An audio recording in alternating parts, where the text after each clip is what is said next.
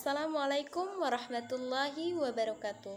Alhamdulillahirabbil alamin. Assalatu wassalamu ala asrofil anbiya'i wal mursalin wa ala alihi wa sahbihi ajma'in. Amma ba'du.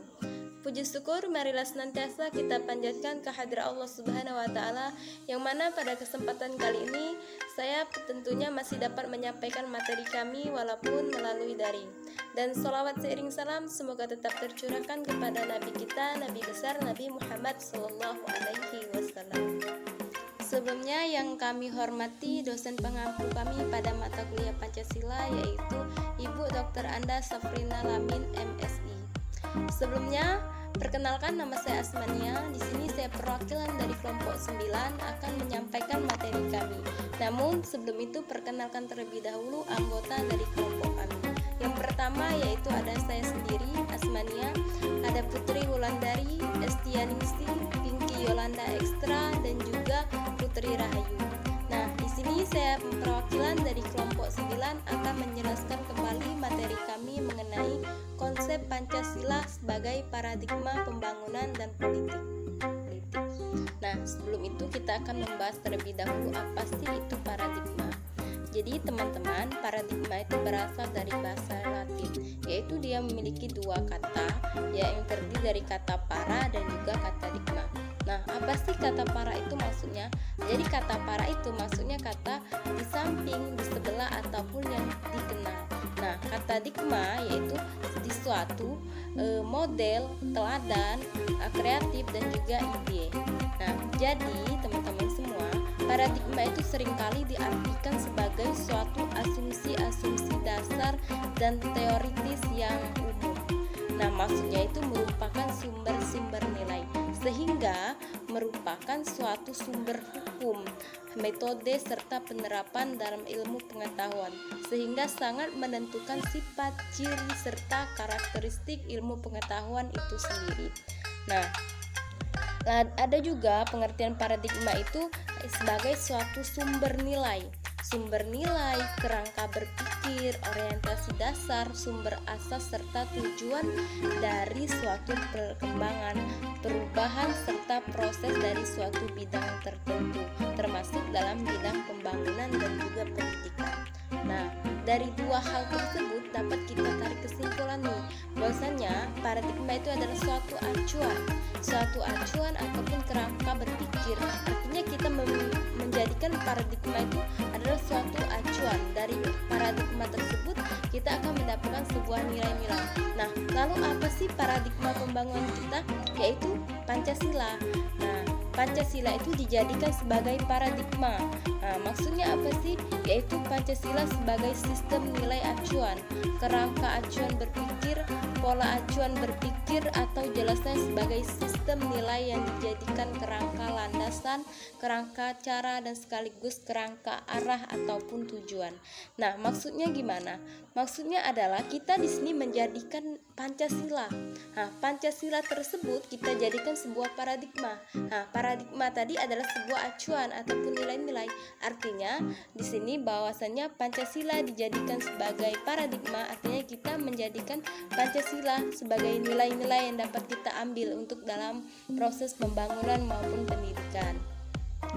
Nah, di sini juga kita bisa melihat ya, bahwasanya tadi sudah dikatakan bahwasannya Pancasila itu dijadikan sebagai paradigma. Nah, berarti di sini artinya paradigma yang diyakini kebenarannya itu adalah Pancasila. Nah, mengapa sih Pancasila dijadikan sebagai paradigma? Artinya di sini bahwasannya Pancasila itu diyakini kebenarannya ataupun paradigma yang diyakini kebenarannya adalah Pancasila. Mengapa Pancasila bisa dikatakan sebagai paradigma? Karena Pancasila itu dijadikan suatu landasan, acuan, metode, nilai, dan tujuan yang ingin dicapai dalam setiap program pembangunan nasional. Nah, lalu apa sih yang dikatakan sebagai Pancasila sebagai paradigma pembangunan nasional?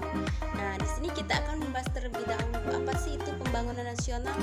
Jadi, pembangunan nasional itu sendiri merupakan rangkaian upaya pembangunan yang berkesinambungan yang meliputi aspek politik, ekonomi, sosial, budaya, serta pertahanan dan keamanan.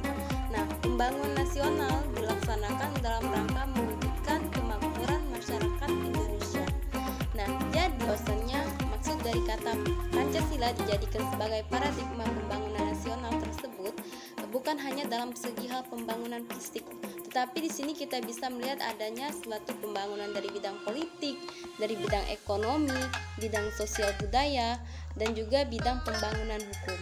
Nah, lalu seperti apa sih yang namanya pembangunan di bidang politik?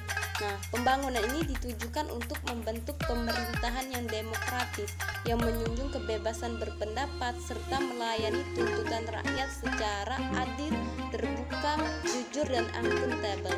Nah, dalam hal ini Pancasila itu memberikan dasar-dasar moralitas, politik negara yang berdasarkan ketuhanan yang Maha Esa dan kemanusiaan yang adil dan beradab.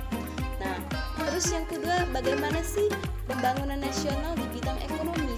Nah, untuk pembangunan di bidang ekonomi yaitu pemerintah tersebut harus berlandaskan kepada Pancasila, terutama sila kelima, yaitu keadilan sosial bagi seluruh rakyat Indonesia.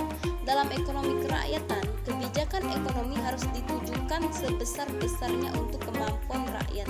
Selain itu, pembangunan ekonomi harus berdasarkan moralitas kemanusiaan dan juga ketuhanan. Nah, lalu apa sih Pancasila yang dijadikan sebagai paradigma pembangunan sosial budaya?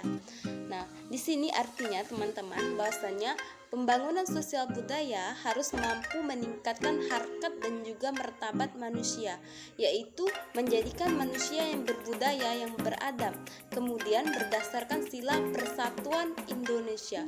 Pembangunan sosial budaya dikembangkan atas dasar penghargaan terhadap budaya-budaya yang beragam di Nusantara. Nah, yang selanjutnya yaitu ada Pancasila dijadikan sebagai paradigma pembangunan hukum. Nah, maksudnya bagaimana? Maksudnya ialah salah satu tujuan negara Indonesia adalah melindungi segenap bangsa Indonesia dan seluruh tumpah darah Indonesia. Untuk mewujudkannya diperlukan perlindungan hukum kepada semua warga negara tanpa diskriminasi. Dengan demikian, substansi hukum yang dikembangkan harus merupakan perwujudan sila-sila yang terkandung dalam Pancasila. Nah, lalu misalnya ada pertanyaan, bagaimana sih hukum yang berlaku di Indonesia? Apakah sudah adil? Sebagaimana sering kita lihat bahwasanya ada yang dikatakan hukum di Indonesia ini masih berpihak kepada mereka-mereka yang memiliki jabatan ataupun orang yang bisa dikatakan orang mampu. Nah, untuk jawaban tersebut bisa kita jawab bahwasanya mengenai hukum di Indonesia itu sudah tepat, sudah bagus, tetapi pelaksanaan ataupun orang yang melaksanakan hukum tersebut yang masih kurang pemahaman. Kenapa? Karena di sini tidak adanya nilai kejujuran ataupun rasa tanggung jawab terhadap suatu pekerjaan ataupun jabatan yang dilakukan mereka. Nah, oleh karena itu, teman-teman, khususnya kita dari pendidikan masyarakat, nah, di sini kita akan mendapatkan sebuah pengetahuan. Nah, kita sudah tahu bahwasanya hukum di Indonesia begini.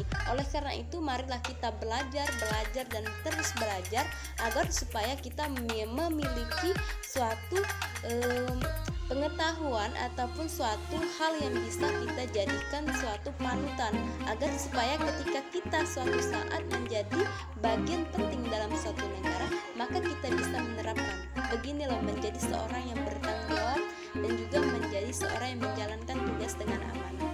Baiklah, mungkin itu saja penjelasan dari saya, dan semoga dari penjelasan tersebut kita semua dan juga para pendengar semua bisa lebih memahami tentang konsep Pancasila sebagai paradigma pembangunan nasional dan juga politik.